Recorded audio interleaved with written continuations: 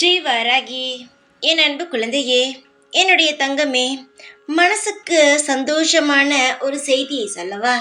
நீனும் சந்தோஷமான செய்திக்குத்தானே காத்து கொண்டு இருந்தாய்.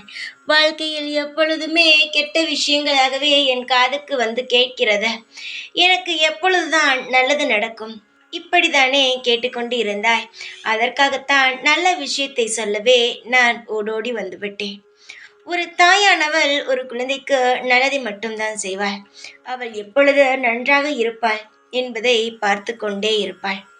என்னுடைய தங்கமே, உன்னுடைய வாழ்க்கையில் நான் நல்லதை செய்யத்தான் இருக்கிறேன், ஒரு காலமும் கெட்டது செய்வதற்காக அல்ல.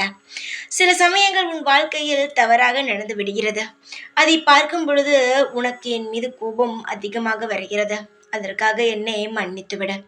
இனி உன் வாழ்க்கையில் நடக்கும் ஒவ்வொரு விஷயங்களையும் நான் அழகாக செய்து உன் கையில் ஒப்படைப்பேன்.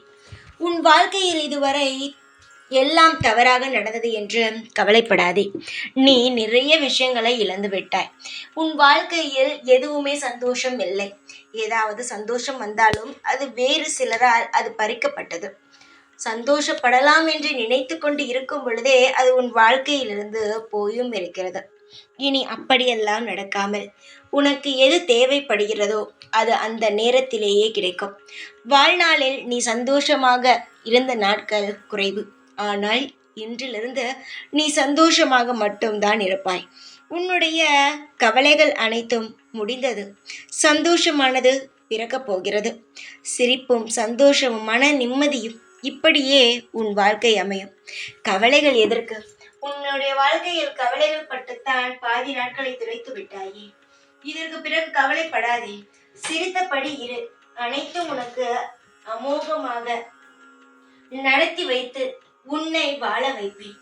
இந்த வாராகியை நீ எந்த அளவு நம்பி ஒரு காரியத்தில் இறங்குகிறாயோ அந்த வாராகி அந்த அளவுக்கு உனக்கு நல்ல மாற்றத்தையும் நல்ல விஷயத்தையும் செய்து உன்னை வாழ வைப்பேன் தங்கமே.